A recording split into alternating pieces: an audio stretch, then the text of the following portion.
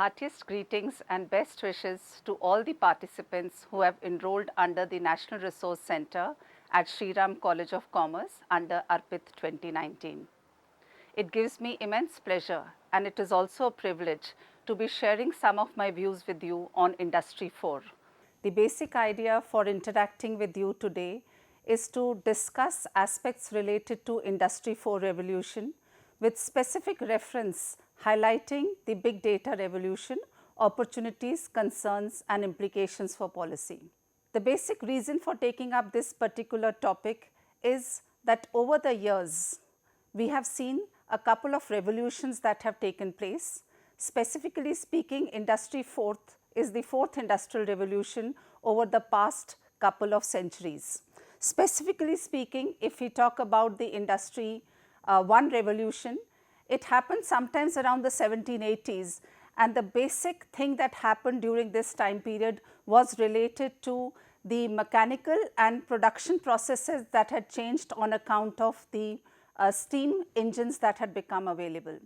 Almost 100 years later, during the 1870s, was the second industrial revolution, and the basic aspect of the second industrial revolution was the coming of the electricity and the mass production overtaking the smaller levels of production.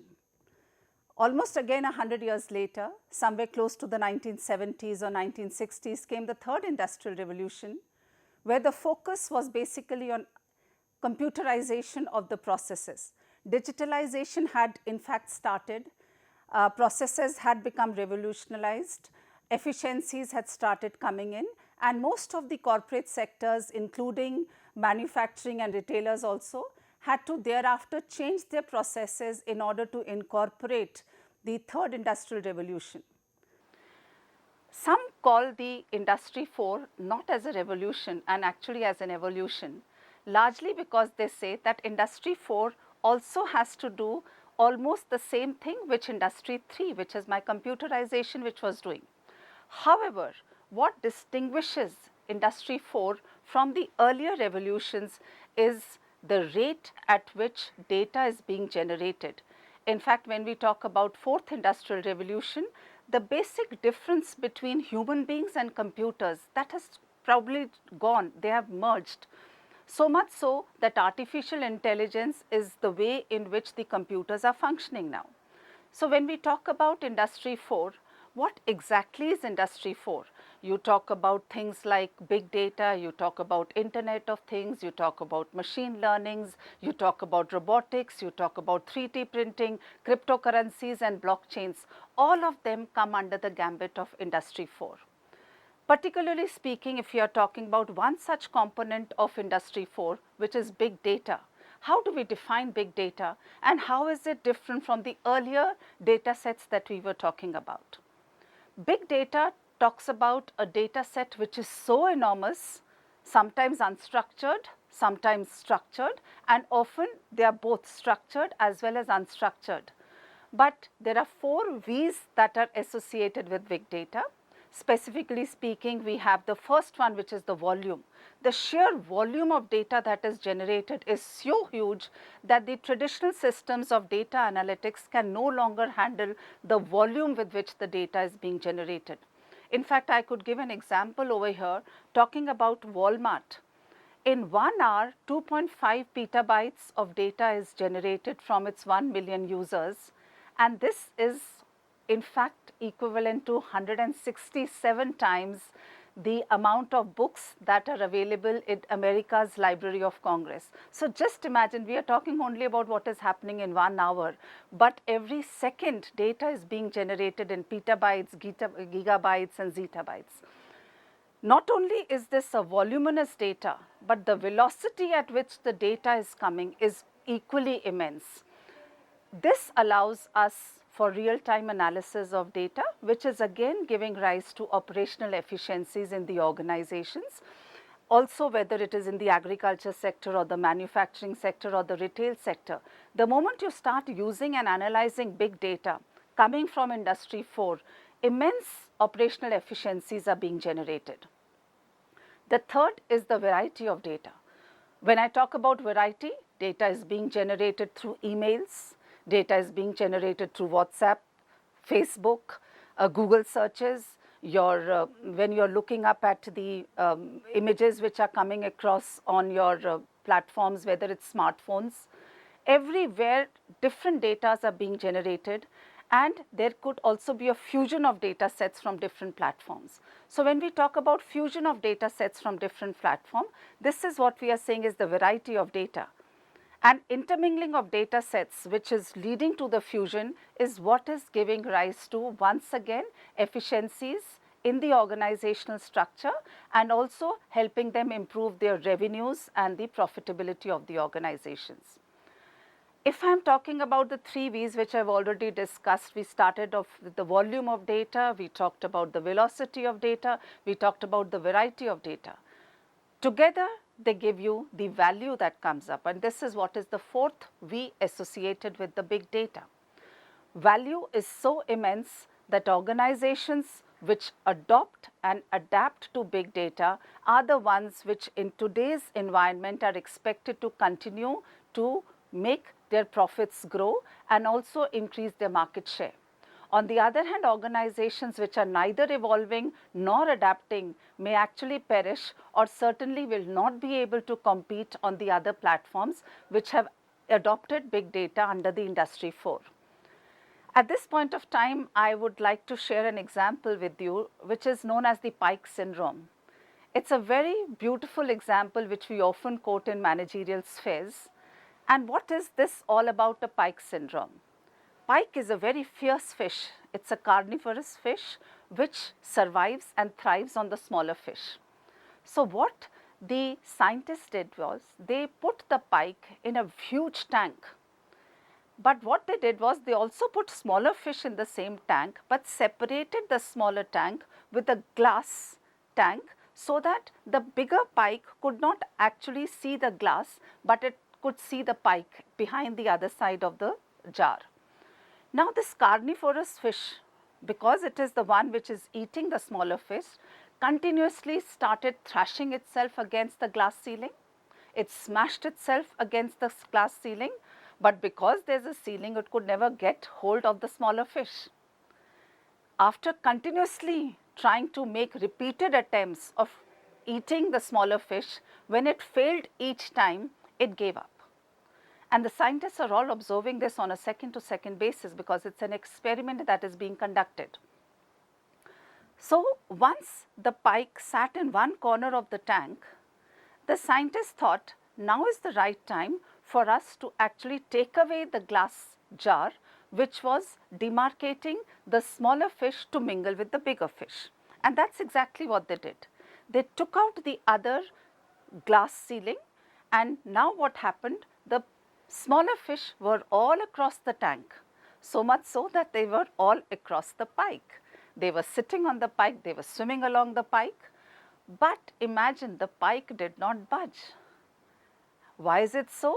Because the pike failed to realize that environment had changed. It failed to evolve, it failed to adapt. Ultimately what happened? Even though the smaller fish was all around the pike continued to starve, and finally in the experiment the pike dies. What is the association of this Pike Syndrome with the organizations with the advent of the Industry 4? All that we are trying to say is, if today's environment, the companies, be it in the manufacturing sector or the retail sector or the agricultural sector, do not recognize the advent of Industry 4 and continue their processes which were based upon the erstwhile technology, chances are they are going to perish. Certainly, they will not be able to thrive when it comes to their profitability. If we are talking about the Pike Syndrome and that organizations have to evolve and adapt, at this point of time, what is it that big data does for the organizations? And when I'm saying organizations, I'm including my retail sector, my services sector, plus the manufacturing and the agricultural sector. The foremost is predictive selling. There is also personalized and dynamic pricing. We also are going to talk about the operational efficiencies that come about because you are adopting big data. As a result of whether it's predictive selling or whether it's personalized or dynamic pricing, and the operational efficiencies that are associated. Two things are happening in a typical demand and supply framework. Because of predictive selling, my demand curves are shifting to the right, and because of the operational efficiencies and the technological revolution that has taken place, the supply curves are also shifting to the right. So, whatever was the earlier producer and consumer surplus is now going to be enhanced. The question is the consumer surplus also going to remain at a higher level, or on account of dynamic and personalized pricing, does big data give an advantage to the organizations to extract part of the consumer surplus? Now, when I talk about the first aspect, which is predictive selling, allow me to give examples from two domains. One is the case of Walmart, the other is the case of targeting. I'll first begin with Target. Target is a retail store in the United States, and what Target does is it tries to predict the consumer behavior, and based upon its predictive analysis, which is dependent upon the big data, they send vouchers to the consumers to buy that product. Now, if you have preempted others to sell it at a later point of time because you have yourself been able to predict the buying behavior of the consumer, you have made your consumer captive to your store. And I talk about an example of Target which is related to a scheme which was opened up for the pregnant women. So, voluntarily what Target did, it's asked some of its ladies who were pregnant to voluntarily register under the pregnancy scheme, pregnancy register scheme. Now, when the women had got registered, their statistician and economist, Mr. Andrew Pohl, was given the job of analyzing the big data that was emerging and to understand the kind of consumption behavior patterns of the pregnant women. Tests after tests were run, and what did he realize? Very beautiful patterns had started emerging. One such pattern which Andrew Pohl realized was the women in their somewhere around their second trimester had shifted from scented lotions to unscented lotions. These women had also now started buying greater amount of supplements. They were buying more of calcium, magnesium, zinc, and sometimes if they ended up buying a blue rug, Andrew Pohl could also say that there is a baby boy which is going to be coming. All this is predictive selling, and this did wonders to Target, and Target was able to increase in sales.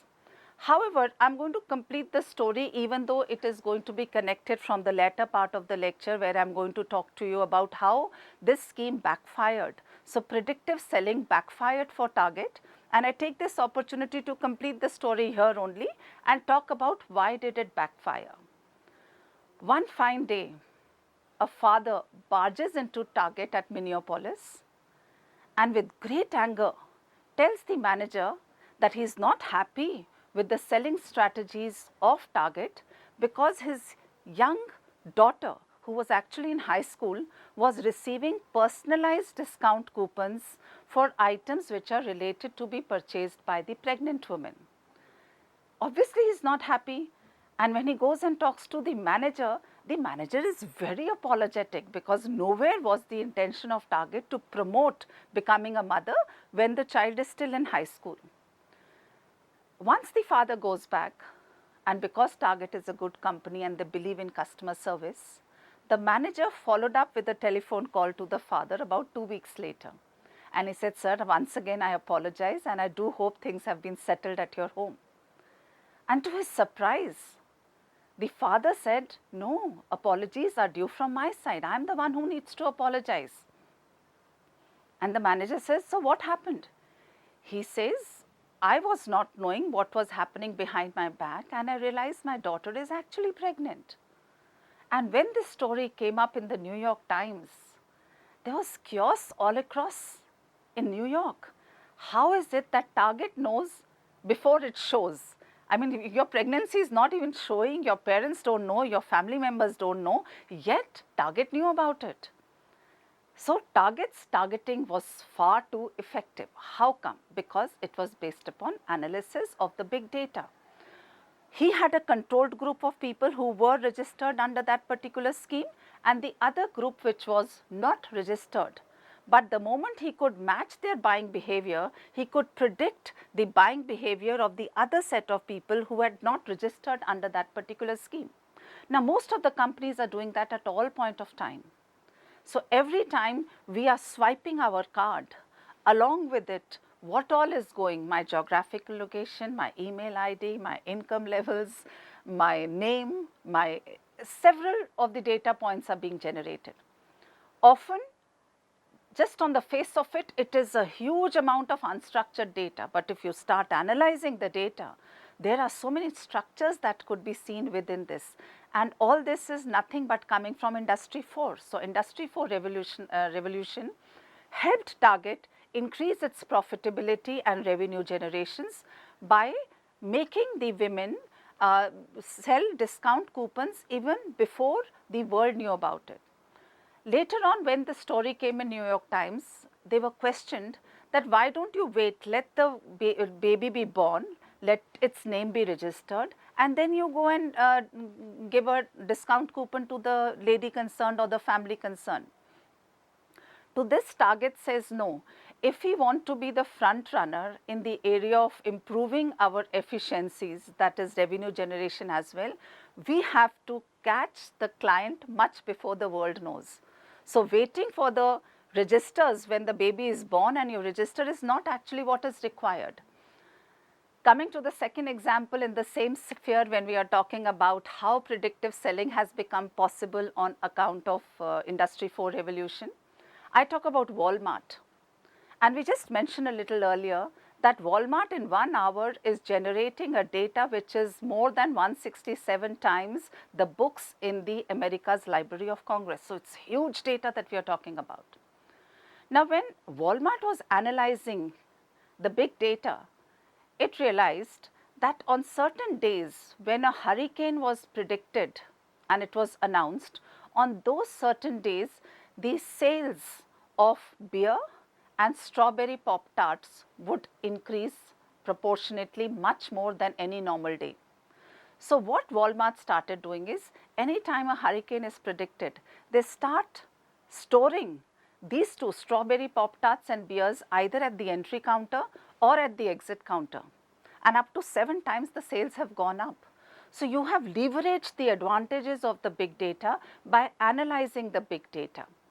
Also, in another case, we are aware of how Walmart used big data.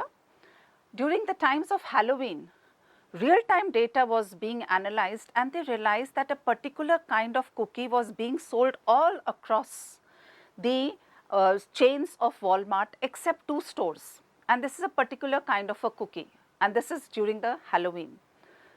Quickly, when they analyzed and they talked to the managers of the stores, they realized that the positioning of the cookie was not correct.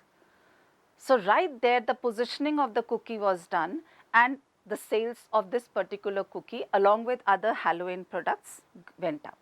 All I am trying to say is, if you are leveraging big data, not only can you increase your growth rate of the sales, but even when sales are dipping and they are declining, you can start controlling them, and that is the advantage which big data gives you. If this is all about predictive selling, I move on to the personalized and dynamic pricing. We have also seen that because the data is being collected at a very high velocity, real-time pricing policies can be adopted. So, it is a dynamic structure of policy. For instance, if I am sitting with my another colleague or anybody else on the airplane, the price at which I have purchased my ticket could be substantially different from what the other person on the same seat has been charged. This is because the pricing is dynamic, it moves on, and it could also be personalized. So, it depends upon the person who is buying the ticket. This though has an advantage to the organization because it allows you to extract the consumer surplus and maybe increase your profitability. And sometimes if you know that a particular seat is going empty, you can lower down the price, allow the consumer to have that seat. So, benefits and opportunities and challenges all are associated with big data. Whenever there is an opportunity, whenever there is an advantage to the consumers and the producers alike, things are largely comfortable. But the problem comes up if on account of such kind of a personalized or dynamic pricing, the consumers are at a loss, typically speaking if they are being exploited, then you have to have your institutional policy making adapt as well whenever there is an industry 4 concept that has come up. I'll speak about this a little later when I will be talking about algorithmic malfunctioning as well as collusions that could take place on algorithmic platforms. We also talked about operational efficiencies. I open my mobile and I try to see a particular watch. That day it is showing me that 7 days the delivery will be there. I don't put it in the cart, but I've just seen it. Next day, because I'm still contemplating buying that particular watch, I see and it shows me that now the delivery is only 4 days away. And on the third day when I'm seeing it, it says delivery within next 8 hours. What is happening?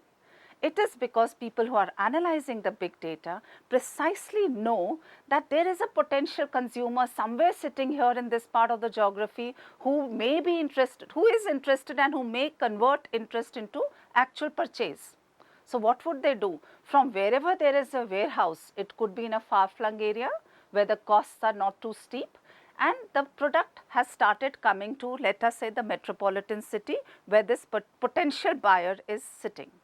So operational efficiencies because of robotic use, because of warehousing, because of entire supply chain being integrated could lead to cost per unit coming down, efficiencies going up with implied impacts on the profitability of the organization.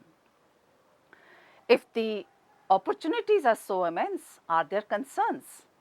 Yes, there are challenges, there are concerns, and the challenges are not just for the organizations, they are equally there for the institutions as well. Now, what do the organizations do? I think we have to relate it with the Pike Syndrome. Because the pike never adapted or evolved, it perished. If the organizations are not going to be adapting, they would also perish. And one example that I would like to give over here is the MBA program at Harvard has more than 150 electives that are being floated. And a large number of those are actually the ones which are being floated on a year-to-year basis, totally understanding the gap between the industry and the academia, what industry needs and what the academia is providing. So it's not just retail sector, education also has a challenge to face.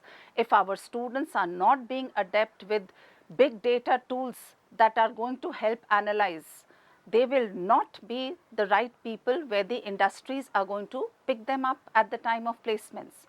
So concepts through value added courses need to be launched, whether it is in the area of R or whether it is Python or any other tool which is now important for analyzing big data. The example that I am now going to take you forward is with a case of a making of a fly. It's a name of a book, and with the help of this example, two things are going to be analyzed. One, did algorithms collude? Two, did algorithms malfunction? Making of a fly is a biology book. It talks about the development and growth of a fly, and a PhD student went to his professor, who by his professor was advertised to buy this book, and he said, the book is running in millions, so what do I do? And the professor says, no, something has gone wrong, you please recheck Amazon. The book was listed on Amazon. So the student and the professor together started having a look at what was the pricing of making of a fly on Amazon. What did they see? They realized that there were two booksellers who had the book. One was Profnath, the other was Borderby. The actual price of the book was close to $70. The used book was something like $35. But on that particular day, that book was 23 millions on Amazon, and the peak was 23 million. It had continuously started rising from 8th of April, and on 19th, when the peak had suddenly come down, lo and behold, the price of this 23 million book had actually come down to only $106, 106.23. And simultaneously, the price of Borderby had also come down substantially to very close to 106. But the patterns that were emerging from April 8, 2011 to April 18, 2011 are as follows.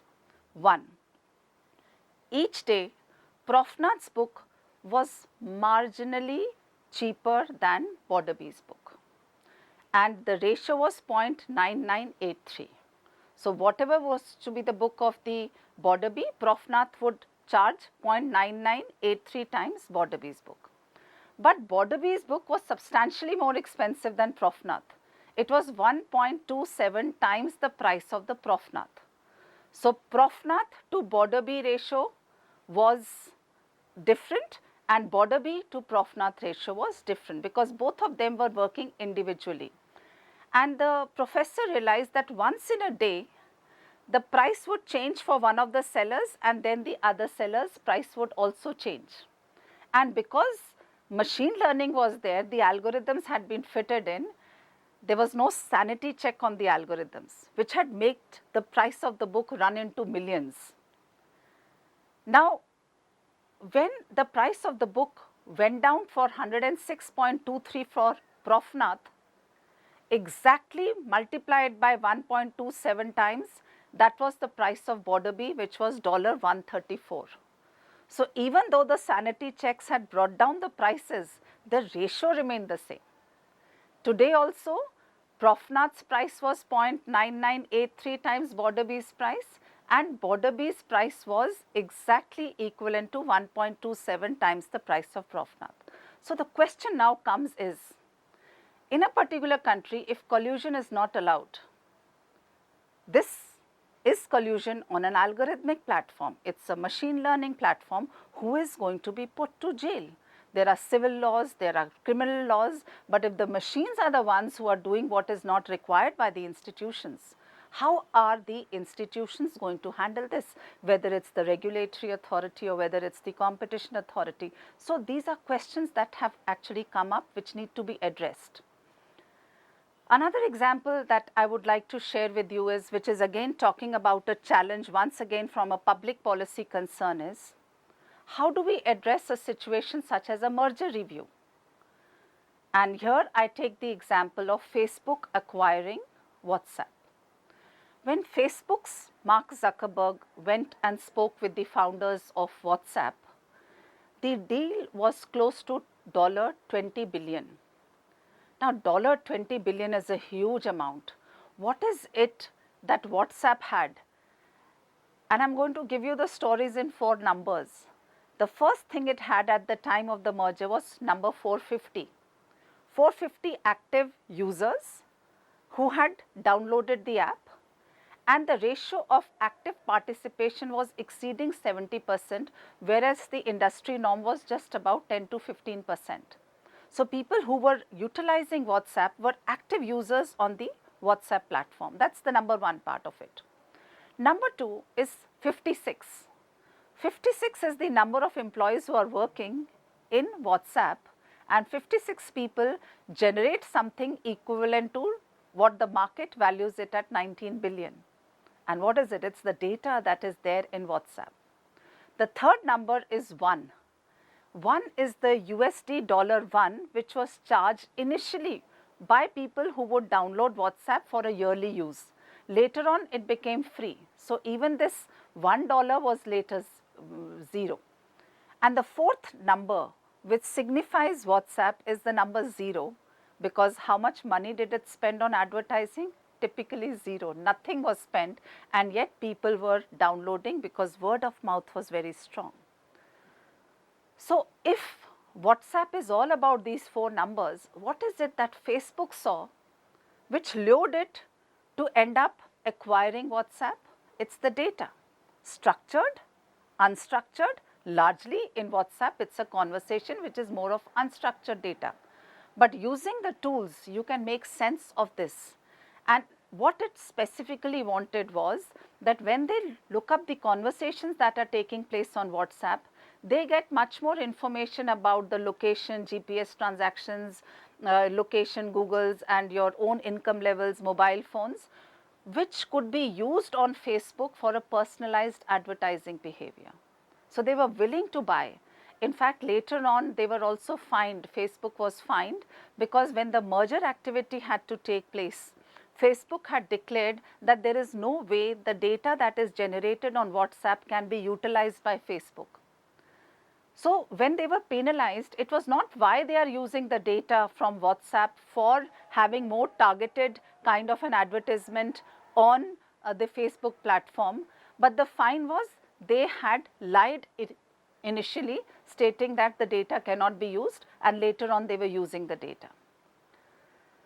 So what we are trying to say is that all across we have had several kinds of opportunities coming up with big data, but at the same time there are challenges also that have come up with big data.